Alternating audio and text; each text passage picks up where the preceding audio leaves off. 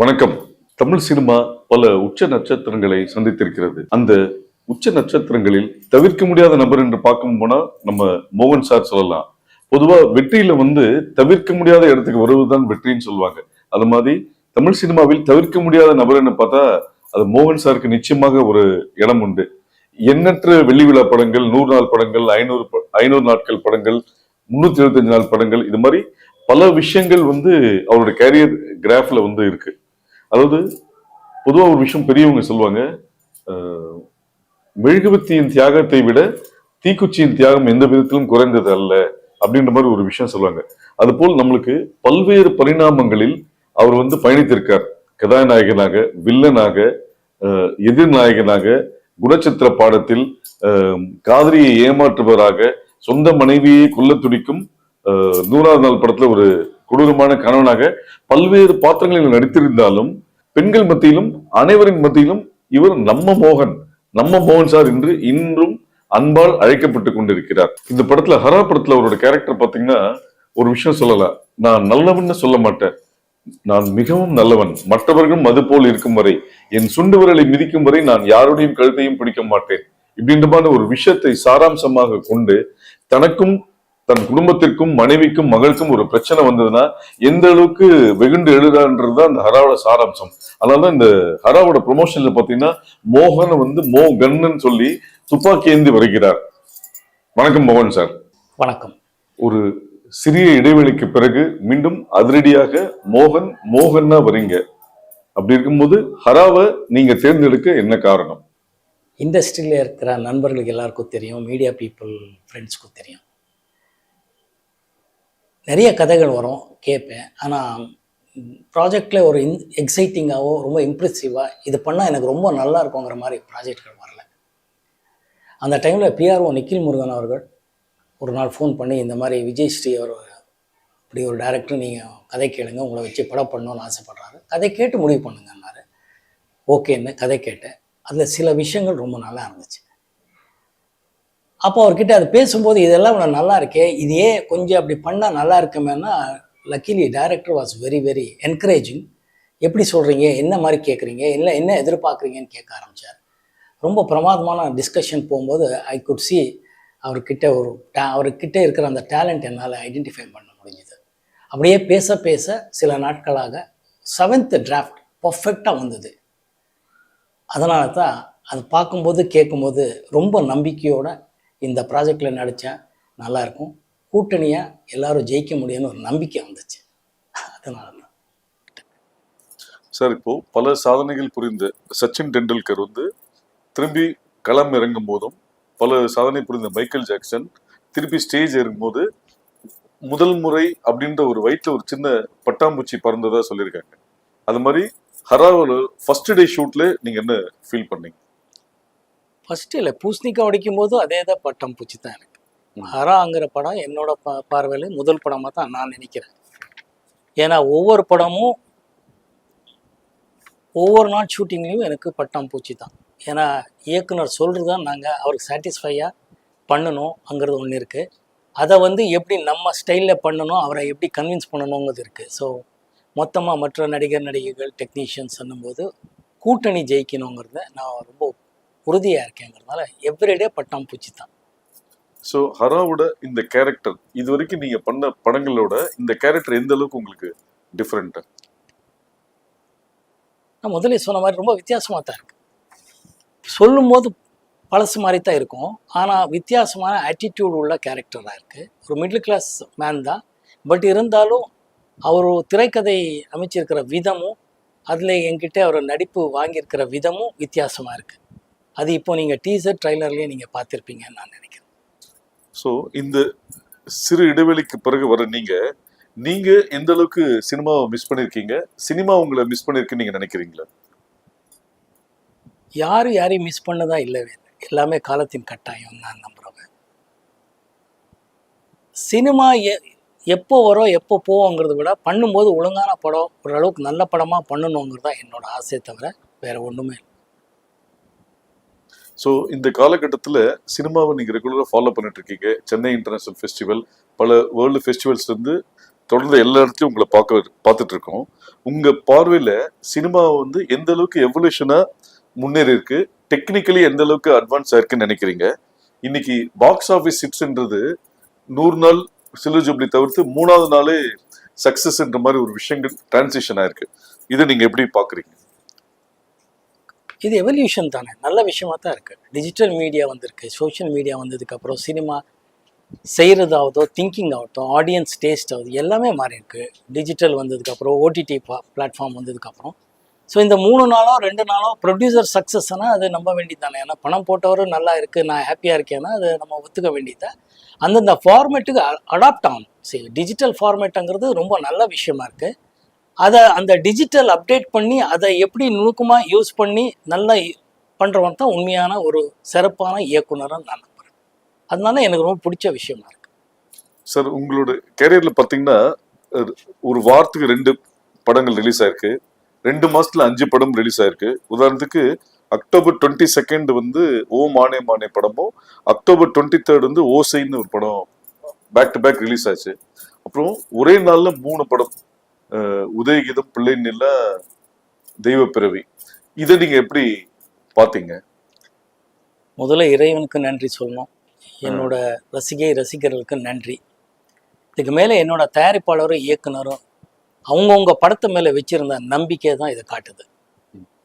படம் நல்லா இருந்தால் பார்ப்பாங்கங்கிற ஒரு விஷயம் எப்போவுமே உண்மையாக இருக்குங்கிறது நான் நம்புகிறேன். அவங்களுக்கு பிடிக்கிற மாதிரி இருக்கணும். நம்ம படம் நம்ம நல்லா இருக்குன்னு சொல்கிறது ஓகே, ஆனால் அவங்களுக்கு பிடிக்கிற மாதிரி இருந்தால் நல்லா இருக்கும்னு நான் நம்புகிறேன். ஸோ அந்த விதத்தில் ப்ரொடியூசர் டைரக்டர் ரொம்ப ரிஸ்க் எடுத்து ரிலீஸ் பண்ணியிருக்காங்க. நிறைய டைம் சக்ஸஸ் ஆயிருக்கு, ஒரு சில டைமில் ஃப்ளாப் ஆயிருக்கு. பட் இட்ஸ் ஓகே, இறைவனுக்கு நன்றி. சார், ஹரால வந்து அந்த ஒரு கான்செப்ட் என்ன சொல்லிருக்கீங்கன்னா, பள்ளிக்கூடங்களில் சட்டங்களை சொல்லித்தர வேண்டும்னு ஒரு மெசேஜ் வந்து ஸ்ட்ராங்கா கன்சீவ் ஆயிருக்கு. இது வந்து எந்த அளவுக்கு சாத்தியம்னு நினைக்கிறீங்க?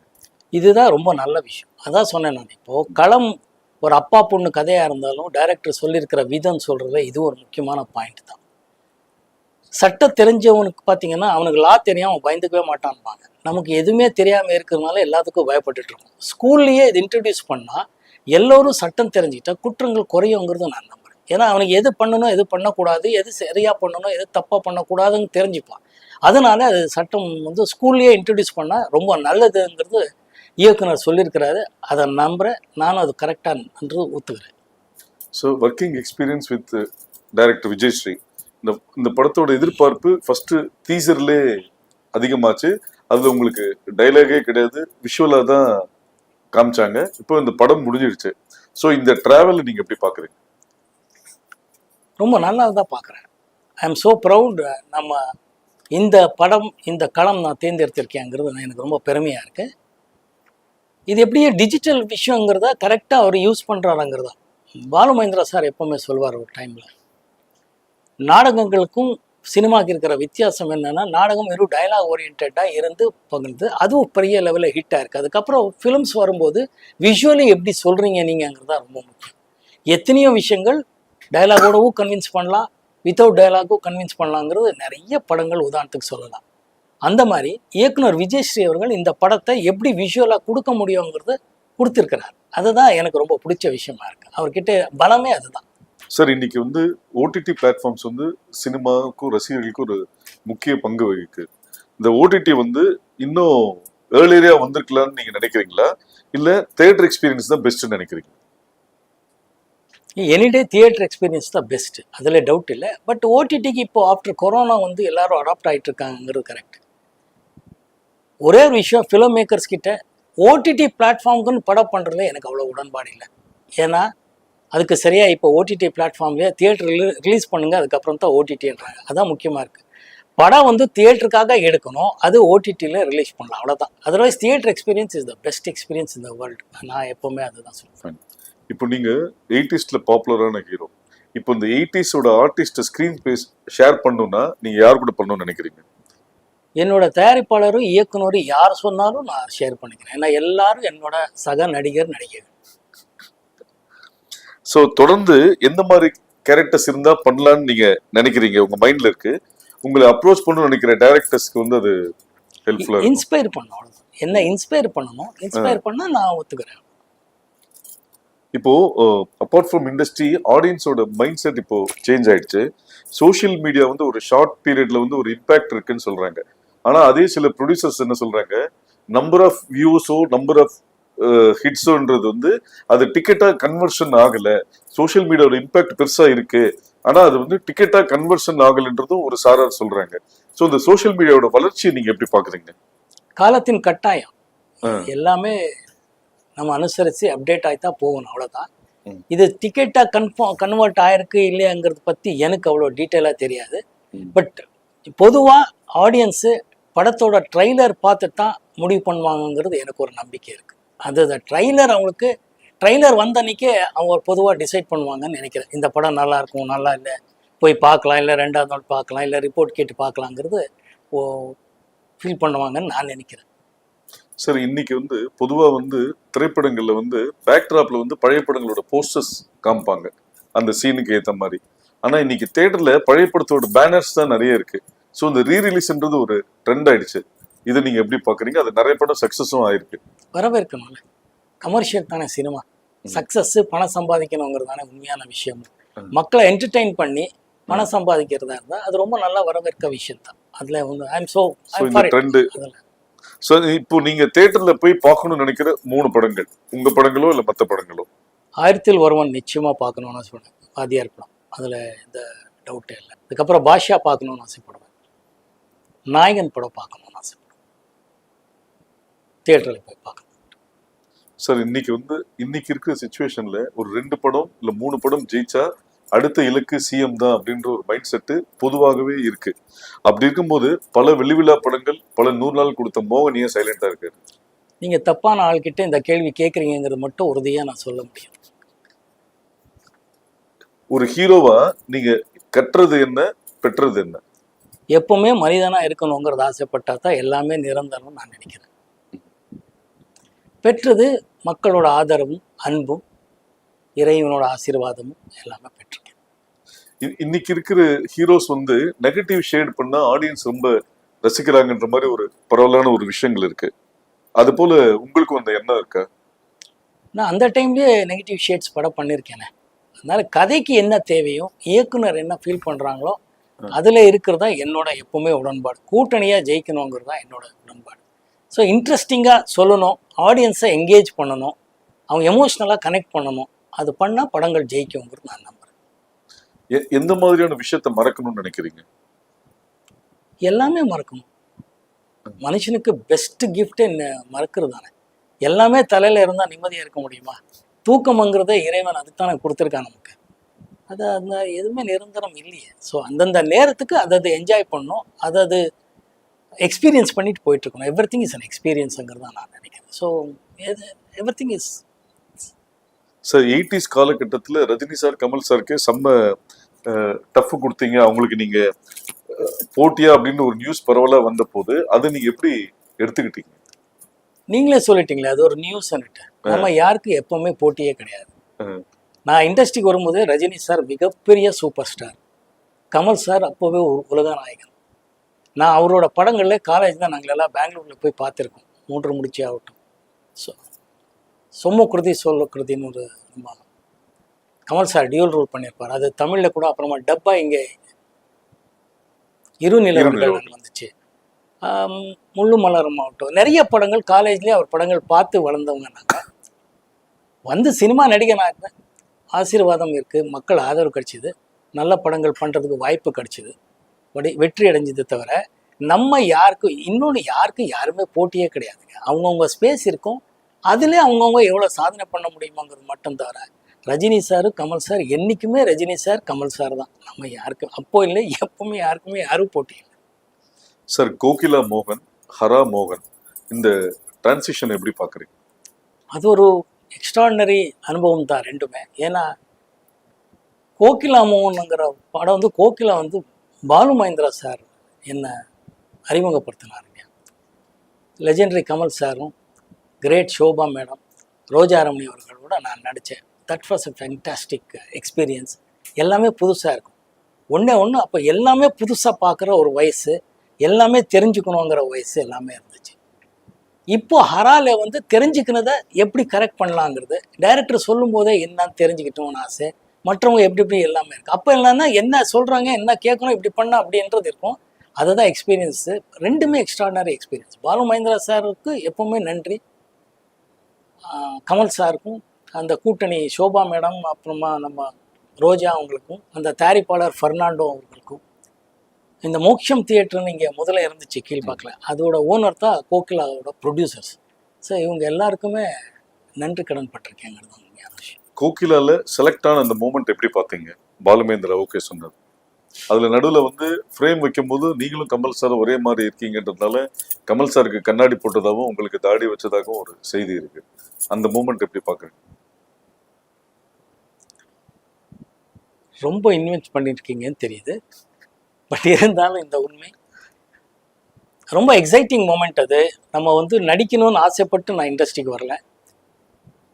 வேலைகளுக்கு பொதுவாக அந்த டைமில் பிஎஸ்சி முடிச்சதுக்கப்புறம் வேலைகள் தேடிட்டு இருக்கும்போது இருந்தால் ஒரு அவகாசம் என்னன்னா என்டர்டெயின்மெண்ட்டானா இப்போ ட்ராமா ட்ரூப், பெனக்கான ஒரு ட்ராமா ட்ரூப்பு, பிவி காரந்தும் லெஜெண்டரி மேன் இங்கே கூத்துப்பட்டுற மாதிரி அப்போது அது பொதுவாக இருந்துச்சு. ஆர்ட் ஃபிலிம்ஸு எக்ஸ்பெரிமெண்ட் ட்ராமா பண்ணுற ட்ரூப்பில் என்னை வந்து கூப்பிட்டாரு. எது கூப்பிடுறாங்கன்னே தெரியல. But somehow they felt I am a talented, என்கிட்ட இருக்குங்கிறதுனால டேலண்ட் இருக்குது, அது எப்படியாவது பண்ணணும். அப்போது அவரோட ட்ராமா ட்ரூப்பில் போய் ஒரு ட்ராமா பண்ணேன். பல ட்ராமாங்கள் ஆக்ட் பண்ணியிருக்கேன். பட் ஒரு ட்ராமாவில் பிவி காரந்த் சாரும் ஜெயஸ்ரீ அம்மாவும் நானும் நடித்தேன். அது வந்து லங்கேஷன் சொல்லி, அப்போது ரொம்ப இங்கே ஜெயகாந்தன் சார் மாதிரி அங்கே மிகப்பெரிய ரைட்டர், அவரோட ட்ராமா அது, அவரோட எழுத்தில் அது பாம்பேல மிகப்பெரிய பேர் வாங்கி கொடுத்தது. அங்கே இருந்த பாலு மகேந்திரா சாரோட அசோசியேட்டுன்னு நம்ம ட்ரூப்பில் ஒருத்தர் இருக்கிறாருன்னு அது வரைக்கும் எங்களுக்கு தெரியாது. அவர் தான் இவ்வளோ நல்லா நடிக்கிறீங்களே, ஏன் சினிமாவில் நடிக்கணும் போது எனக்கு தெரியாது, புதுசு அதெல்லாம் எனக்கு தெரியாது சார், எனக்கு தேவையில்லை, நான் இன்டர்வியூ போயிருக்கேன், வந்துட்டுருக்கேன், ரிட்டன் டெஸ்ட் பண்ணியிருக்கேன் பேங்க்குக்கு, அதெல்லாம் சொல்லிகிட்ருப்பேன். பட் இருந்தாலும் ஹீ ஃபோர்ஸ் மீ பண்ணதுக்கப்புறம் ஒரு வாய்ப்பு. பாலு மகேந்திரா சார் வந்து சீனியர் நடிகர்கள் எல்லாரையும் பார்த்து என்னையும் பார்த்து என்னை கேட்டார், என்ன மோகன் வாட் யூ திங்க்னு. அவரோட கேமராவில் அப்போ தெரியாததுக்கப்புறம் தான் அனுபவித்த விஷயங்கள், அவரோட கேமராவில் அவர் என்ன ஷூட் பண்ணிகிட்ருக்காருங்கிறது எவ்வளோ பெரிய விஷயங்கிறது அதுக்கப்புறம் மூடு பண்ணி அதுக்கப்புறம் எல்லாம் தெரிஞ்சுக்கிட்டேன். ஸோ அப்போது தெரியாது, கேட்கும்போது கேட்டார், கேன் யூ ஆக்ட்னாரு. I said I don't know sir. Then I said இல்லை யூ வில் பி எ கிரேட்னு சொல்லி அசோசியேட் கிட்ட சொல்லி இவர் தான் நம்ம அந்த கேரக்டர் பண்ணுறாருன்னு மிக சிறப்பாக நடிக்க வச்சார். அது ஒரு எக்ஸ்ட்ராடனரி அனுபவம் தான். ஏன்னா பாலு மகேந்திரா சார் அவர் சொல்லி கொடுக்குற விதம் எல்லாம் நமக்கு மற்ற டைரக்டர்கிட்ட ஒர்க் பண்ணும்போது எவ்வளோ வித்தியாசமாக இருக்குங்கிறது அப்புறமா தான் தெரிஞ்சுக்க முடிஞ்சுது. Every cinema every day is an experience மாதிரி. I am so blessed, God is so kind to மீங்கிறது தான் நான் நினைக்கிறேன். அதனால் பாலு மகேந்திரா சார்கிட்ட ஒர்க் பண்ண அதுவும் இப்போ ஹரா ஒர்க் பண்ணிட்டு இருக்கிற விதமும் இதுதான் மேஜர் டிஃப்ரென்ஸ்ன்னு நான் ஃபீல் பண்ணுறேன். சார் இப்போ வந்து ஆரம்ப கட்டத்தில் கோகிலா, மூடு பண்ணி, இது மாதிரில ஒரு சின்ன சின்ன விஷயங்கள், விதியில நெகட்டிவ் ஆன விஷயங்கள், எல்லா டைப் கேரக்டர்ஸும் இதுதான் பண்ணுவேன்னு இல்லாம பல்வேறு விஷயங்கள் பண்ணியிருக்கும் போது எதிர்நாயகனாகவும் 100வது நாள்ல பண்ணியிருக்கீங்க. இப்போ கோட்ல வந்து நீங்க எதிர்நாயகனாக நடிப்பதாக கூறப்படுகிறது, ஊடகங்கள் சொல்லப்படுகிறது. இந்த படத்தை செலக்ட் பண்றதுக்கு என்ன ரீசன்? இந்த படம் முடிஞ்சது ஏஜிஎஸ் பர்மிஷனோட, வெங்கட் பிரபு அவர்களோட பர்மிஷனோட இந்த படத்தை பற்றி டீட்டெயிலாக உங்களோடவே நான் பேச தயாராக இருக்கேன். இப்போ அந்த படத்தை பற்றி பேசக்கூடாது, அதனால பேச விரும்பல. ஓகே சார், அதாவது 80ஸ்ல வந்து மிகப்பெரிய ஹீரோ மோகன், 2024ல விஜய் சார் பெரிய ஹீரோ. இந்த காம்பினேஷன் எப்படி பார்க்குறீங்க? மக்களால் தேர்ந்தெடுத்த மிகப்பெரிய நடிகர் ஹீரோவாக விஜய் சார் இருக்கிறார். தளபதி விஜய் சொல்லக்கூடியவர், அவரோட நடிக்கிறதுக்கு ஒரு வாய்ப்பு வந்திருக்கு. Thanks to Venkat Prabhu, AGS. அவர் ரொம்ப அவர்கிட்டேருந்து கற்றுக்க வேண்டியது இருக்குது. ஏன்னா is a very very very deep person, very silent man. அந்த அளவுக்கு சைலண்ட்டாக இருக்கிறது கற்றுக்கணும்னு நானே ஆசைப்படுறேன். இது அவர்கிட்டயே நான் சொல்லியிருக்கேன். இதான் அவர்கிட்ட நான் ரொம்ப சிறப்பாக இருக்கிற ஒரு அம்சமாக நான் நினைக்கிறேன். எதுவாக இருந்தாலும் அவர் அவ்வளோ டீப்பாக சைலண்ட்டாக உட்காந்து எல்லாமே அப்சர்வ் பண்ணிட்டு இருப்பார் தவிர, அது எனக்கு ரொம்ப பிடிச்ச விஷயமா இருக்குது. ஸோ அதை அவர்கிட்ட இருந்து கற்றுக்கணும்னு ஆசைப்படுறேன். ஒரு நடிகனா எதை ரொம்ப மிஸ் பண்ணுறதா நினைக்கிறீங்க? என்ன மிஸ் பண்ணுற மாதிரி எனக்கு தெரியல. நடிப்பும் ஒரு தொழில் ரீதியாக வரும். நடிச்சுட்டு வீட்டுக்கு போகிறோம்.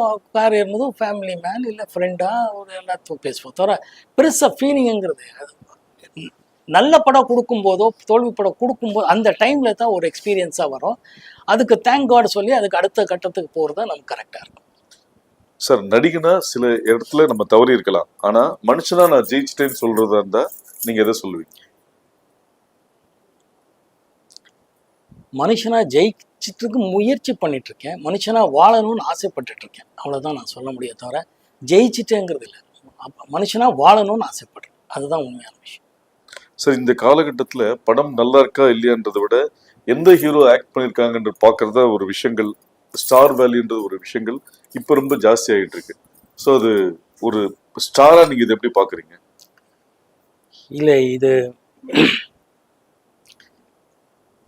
ஒரு உண்மை, எல்லாருக்கும் தெரிஞ்ச விஷயத்த நான் சொல்ல விரும்புகிறேன். தியாகராஜ பாகவதர் காலத்துல இருந்து இன்னைக்கு வரைக்கும் இருக்கிற ஒரு உண்மை என்னன்னா, படம் தான் எப்பவுமே நிர்ணயிக்கப்படுது. ஒவ்வொரு வெள்ளிக்கிழமை படம் ஹிட் ஆனால் அந்த படத்தோட தயாரிப்பாளர், இயக்குனர், நடிகருக்கு ஒரு ஸ்டார் வேல்யூ. படம் ஃப்ளாப் ஆனால் அவங்க சரிவு இருக்கும்.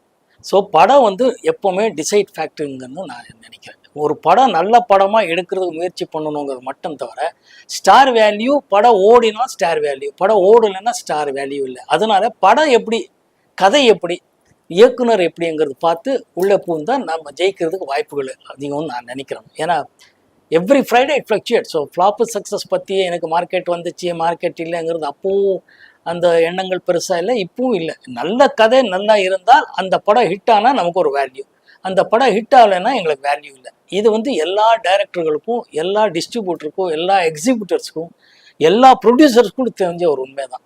நடிகர்களுக்கும், நடிகைகளுக்கும், டெக்னீஷியன்ஸ் எல்லாருக்கும் தெரியும். பட் அது முகம் ஹீரோ ஆர் யாராவது தெரியறதுனால அப்படி சொல்கிறாங்க. பட் எல்லா ஹீரோக்களுக்கும், எல்லா டைரக்டர்களுக்கும் தெரிஞ்ச ஒரு உண்மை, ப்ரொடியூசர்களுக்கும் தெரிஞ்ச உண்மை, படம் மட்டும்தான் deciding factor. Sir, stills Ravi உங்க லைஃப்ல, உங்க கேரியர்ல முக்கியமான ஆட்கள்.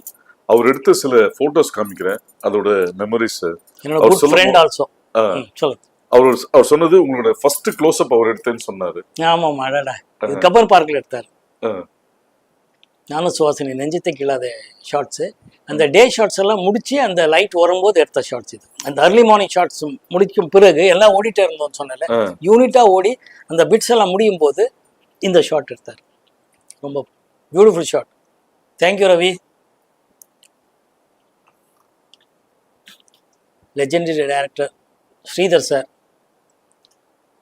தென்றல் என்னை தொடும் பாட்டோட சீன்ஸ் ரொம்ப பிடிக்கும்.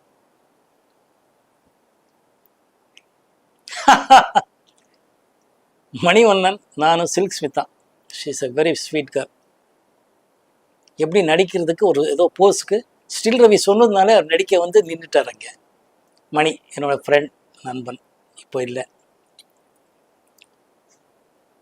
This one of the beautiful stills. அப்போலேருந்து இப்போ வரைக்கும் பேசிட்டு ஸ்டில். நானும் சுமலதா அவர்கள், நானும் இவங்க ஒரு படம் நடிக்கிற வேண்டியது இருந்துச்சு. அன்ஃபார்ச்சுனேட்லி அந்த படம் மெட்ரலைஸ் ஆகலை. It was a beautiful still. அந்த சீசன்லேருந்து இந்த சீசன் வரைக்கும் பாருங்கள், அவ்வளோ ஒரு ஃப்ரெஷ்ஷாக இருக்கிற ஸ்டில். மெரினா பீச்சில் எடுத்த shots, one of the finest still photographer. Manobala இயக்கிய நான் உங்கள் ரசின், நெகட்டிவ் ரோல் பண்ணேன். ஒரு பிரமாதமான ஃபீலிங், ஒரு எக்ஸ்பீரியன்ஸ். அது ஒரு ரசிகனாக என்னென்னலாம் பிரச்சனைகள் வரும் எப்படிங்கிறது அந்த படத்தை காமிச்சிருப்பாங்க. Beautiful scene. தேங்க்யூ. எப்படி கண்டுபிடிச்சிங்க இந்த லைன்ஸ் எல்லாம்? ஸ்டில்ஸ் ரவிட்ட வாங்கணும் சார். ஓகே. ராதாவும் நீங்களும். இது எஸ்பிடி ஃபிலிம்ஸ்.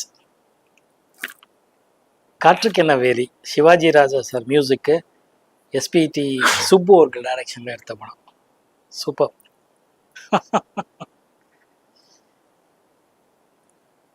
நல்ல மெமரிஸ். தேங்க்யூ. லாஸ்ட். ஓ, அன்னைக்கு இது ஒரு பெரிய லெவலில் பேசப்பட்ட ஒரு ஸ்டில். நெஞ்சத்தை கிள்ளாத ஒரு ஃபோட்டோ ஷூட் பண்ணோம். அப்போ பிரதாப்பும் நானும் ஹாசினியும். It's a beautiful triangle love story. நம்ம ஸ்டில்ஸ் ரவி அவரோட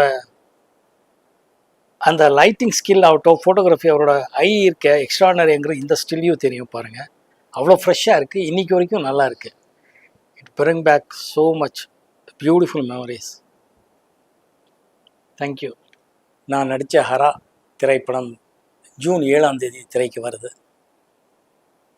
இப்போ அவங்க ஆதரவோட பாடல்கள் வெற்றி அடைஞ்சிருக்கு. எல்லாரும் ரசித்து வாழ்த்துட்ருக்கீங்க. ரொம்ப சந்தோஷமான விஷயம். இந்த படத்தில் அப்பா பொண்ணுங்கிற விஷயம், அந்த எமோஷ்னல் கனெக்டு எல்லாரோட வாழ்க்கையிலையும் நீங்கள் பார்த்து ரசித்து கடந்து வந்த விஷயங்களை மறுபடியும் நினைவுபடுத்துகிற மாதிரி தான் இந்த படம் இருக்கும். அவசியமாக நீங்கள் எல்லோரும் தியேட்டரில் பார்க்கணுன்னு நான் வேண்டிக்கிறேன். மீடியா நண்பர்களுக்கும் எப்பவும் போல உங்கள் ஆதரவு எங்களுக்கு வேணும். ஆதரவு கொடுத்துட்ருக்கீங்க, உதவி பண்ணிகிட்ருக்கீங்க. Thank you so much.